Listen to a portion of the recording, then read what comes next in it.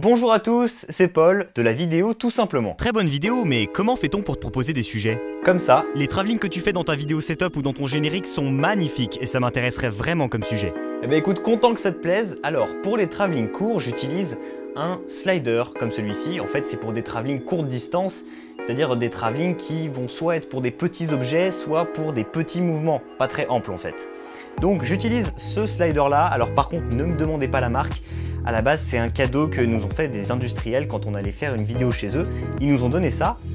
Et en fait, ça sert, c'est pour les machines, ça sert à transporter des pièces d'un endroit à un autre. Non, ne me demandez pas à quoi ça sert.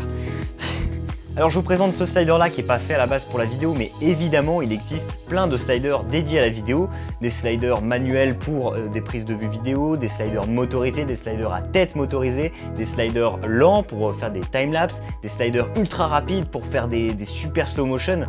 Non, ça je crois que c'est plutôt une grue. Si je retrouve la vidéo, je vous mets le lien en description, enfin bref. Et pour arriver à un slider parfaitement utilisable en vidéo, je le combine avec le trépied Manfrotto, donc la base, la tête, plus le trépied, on va voir tout ça. Je visse le slider au trépied Manfrotto avec le pas de vis Congrès, en faisant attention à ne pas trop serrer la vis. Avec un bras de levier pareil, ça applique tout de suite une énorme contrainte. J'amène ensuite le patin au centre, puis je visse la tête fluide Manfrotto dessus avec le même pas de vis, 3/8 donc. Et maintenant, il ne reste plus qu'à fixer notre réflexe ou notre caméra sur la tête fluide et on a notre mouvement de base, un travelling simple. Et finalement, le mouvement, la fluidité du mouvement va dépendre de la manière dont on accompagne le patin sur le rail. Il faut vraiment y aller tout doucement, tout doucement. La fluidité dépendra aussi des frictions entre le patin et le rail, il faut donc penser à le graisser régulièrement. Alors un des problèmes aussi de ce slider, c'est quand on amène notre patin au bout avec tout le poids, le patin se tord avec le poids, et là encore il n'y a pas beaucoup de poids. Quand on met une vraie caméra et un bras magique, tout de suite c'est plus lourd. Donc le but c'est de le ramener au centre et on vient simplement monter en appui un second trépied. Voilà, à peu près ici, on serre. Et du coup, dès qu'on viendra faire notre mouvement, tout de suite il restera à l'horizontale et le cadre aussi restera à l'horizontale.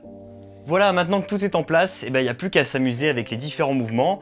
On peut faire travelling simple, on peut faire travelling et pan, travelling et tilt, on peut faire travelling et pan et tilt. Tout est possible, voilà, la limite c'est votre imagination finalement. Alors après, dernière petite chose aussi, c'est que sur les patins, il commence à y avoir un petit peu de jeu. Et l'astuce, c'est d'activer la stabilisation optique, donc mettre sur on, et en fait tous les micro-mouvements, les micro-vibrations vont être compensés directement par le stabilisateur, et donc on sentira plus du tout le jeu. Voilà, merci d'avoir regardé la vidéo, j'espère qu'elle vous a plu.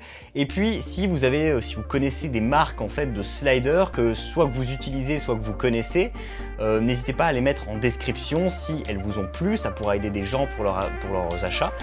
Et puis quant à moi, je vous retrouve dès demain sur la vidéo. Tout simplement.